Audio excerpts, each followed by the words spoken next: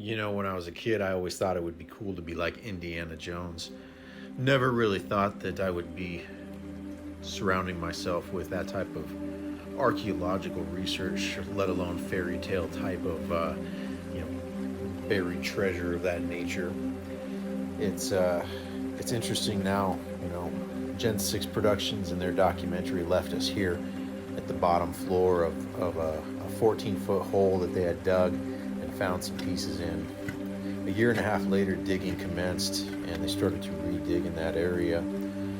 And as they found some more pieces and continued to go deeper, a cave-in collapsed, and they were left with a hole. And as they started bucketing out the soil, bucket after bucket, the hole became slightly bigger, and they had to move rock after rock. The work commenced around the clock. The guys wanted to know what was inside. They initially found a small statue standing in the entry, and then as they dug around and down deeper, they found more and more pieces buried.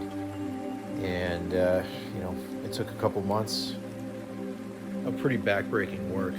The guys worked around the clock.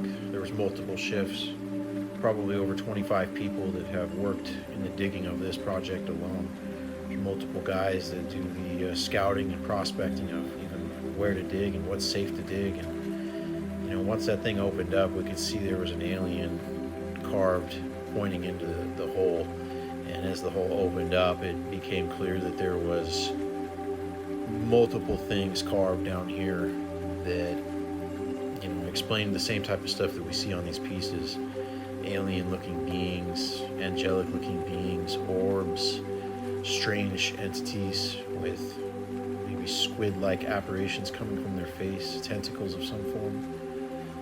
All at the 14-foot dig level, really, really close to the Atlantean statues and the flat-topped pyramid in Tula Hidalgo. And multiple people have come down to confirm and work on this project to find out if what was being seen was real or a hoax or a modern fabrication. But after multiple experts have scouted the area, even like you see here, pulling pieces out themselves with their own hands, it becomes quite clear. What you see here is little glimpses and little pieces of a much larger story, a documentary that will be released. It's been previewed at the Stairway to the Stars event in Las Vegas a couple months back. This shows in detail multiple of these pieces coming out of this cave, as well as pieces depicting Anunnaki and different Egyptian cultures. You can see here this piece is broken. Pulling it out, there's still part of it in the ground. Unfortunately, not everything comes out perfect, even with the utmost care and effort given. It's not uncommon to see pieces come out broken. In fact, it's quite common. I've got a load of them here for study purposes, and some of the pieces come out and are missing parts. It takes sometimes months before the other part might be found, and it's happened numerous times. The risk and the cost, the effort put into something like this is beyond me. I mean, it's taken, like I said before, 20 plus men to dig this hole and to clear this out, to make the effort, to find the pieces. And now they risk their lives. Literally, there's no supports in here. This isn't professionally done and surveyed and made sure. This is possibly 10 to 20,000 year old carvings and rock work done at the 14-foot dig level here. And these men are going in here and finding what is hidden. And what we find are things that correspond with angels, alien-looking beings. And it really ties a picture of UFOs. There's many, many depictions of ships, many being guided by angels and or winged beings that look like angels, or what angels have been described to us as. Same with the Anunnaki beings with their wings, also their giant statures. We see many depictions of giant beings compared to normal-sized beings, or smaller beings, I should say. We see the Egyptian pantheon like Thoth and Anubis, Isis, see many forms of Isis. some with wings, some in the chair, iconically holding a young, feeding it. These large statues, like this one being uncovered here, are often found with crystals, and the crystals are often shown in different depictions, some opening up portal-looking things, depicting energy. It's actually quite a common occurrence, the amount of crystals we're finding.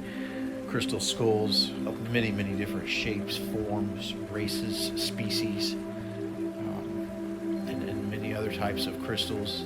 Flint stone is probably the most common thing, like this statue and sarcophagus here. They're primarily made of flint stone. This stone has a high calcite content and is phosphorescent.